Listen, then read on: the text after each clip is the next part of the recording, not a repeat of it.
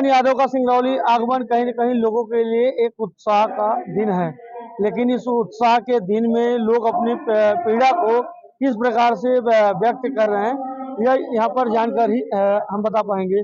क्या कुछ समस्या है? हमारा समस्या है, मैं धवनी विधानसभा क्षेत्र विधायक कुंवर सिंह टेकाम जी के क्षेत्र का निवासी हूं और भारतीय जनता पार्टी का एक छोटा सा कार्यकर्ता हूं। हमारे विधानसभा के अंतर्गत में ग्राम धारा में एक दफेलाल जायसवाल नाम का एक युवक है।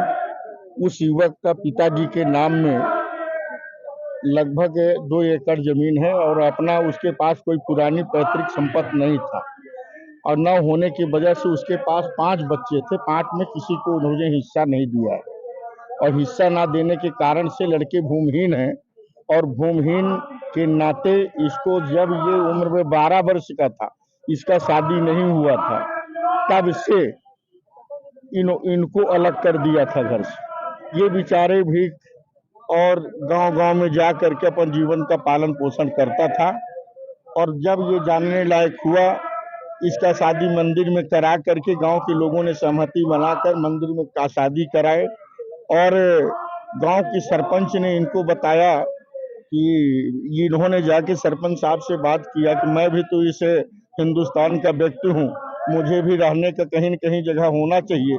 जब पशुओं के लिए गवर्नमेंट ने जगह दिया है तो मानव के लिए तो उचित होता है, इसलिए मनुष्य को बसाना तो कर्तव्य होता है।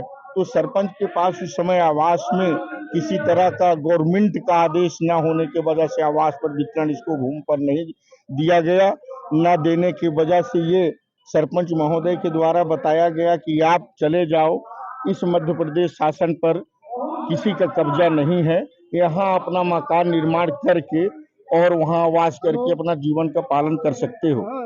इसके बाद में एक व्यक्ति, उसका नाम मुकेश जायसवाल झारा का है और वो कलेक्टर के यहाँ, एसडीएम के यहाँ, तहसीलदार के यहाँ आवेदन पत्र प्रस्तुत करके और इसको जमीन से बेदखल कराने का कार्यवाही कराया और हमने कलेक्टर सिंगरौली को और माननीय विधायक कुंवर सिंह टेकाम को, दोनों को हमने निवेदन किया।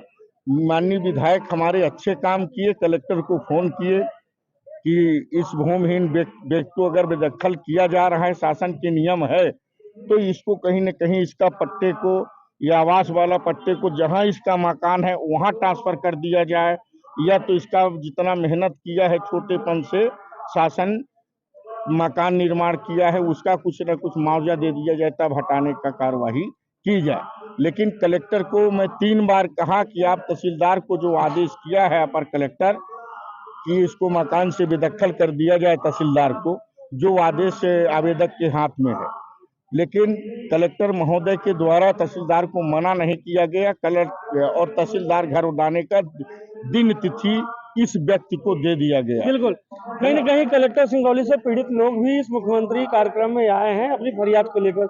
हमारे साथ जो है यहाँ पर कुछ बुजुर्ग भी शामिल है, कुछ समस्याएं लेके आए हैं क्या? समस्या है मेरा यही है कि मैं जो है तो यही इतना मेरी उम्र हो गई और मेरे जो है पुश्तैनी हम जहाँ बसे हुए हैं वहाँ बसे हुए हैं और जात के आदिवासी हैं और जो है कहते हैं कि पट्टा बन जाएगा, पट्टा बन जाएगा, पुश्तों से रह रहे हैं, न कोई पट्टा दे रहा है न कोई कुछ दे रहा है। दूसरा किसी को पट्टा हो गया जिसमें मेरा मकान। कहाँ से हैं आप? ये हम है ग्राम पिपरा झांपी से, विधानसभा देवसर। इस समस्या से जो विधायक को अवगत कराया, विधायक को अवगत का कराया, ग्रामीण जो यहाँ अधिकारी बैठते हैं सबको निवेदन किया, लेकिन आज तक कोई पता अधिकारी कहे तो अधिकारी जो है सब यहाँ थाने अधिकारी कलेक्टर वगैरह के सब आवेदन दिए, कोई नहीं सुनवाई, कोई नहीं सुनवाई किया। मैं हो मेरा मुख्यमंत्री जी से मिलेंगे आप? मेरा कच्चा मकान था जो है दीवार था वो भी सब उधर गया, जो है जिसका पट्टेदार। बिल्कुल, कहीं न कहीं काफी समस्या सिंगरौली वासियों के साथ है और उस पीड़ा को जो है व्यक्त नहीं कर पा रही है और आज मुख्यमंत्री कार्यक्रम में जो अपनी फरियाद को लेके आए हैं।